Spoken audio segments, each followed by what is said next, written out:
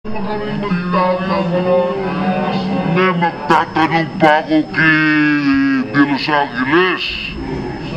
Mas matindi yung tanong ko sa kanya. Mr. Chairman.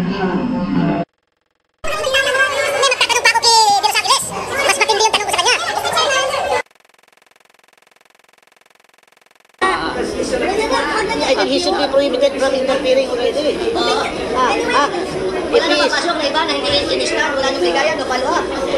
The chair is not going to recognize anyone who is not in the list of members who are supposed to ask questions. Only now, the session is resumed. Only Congressman Villafuerte is recognized. Okay. Mr. Chairman, Mr. Chairman, Mr. Chairman.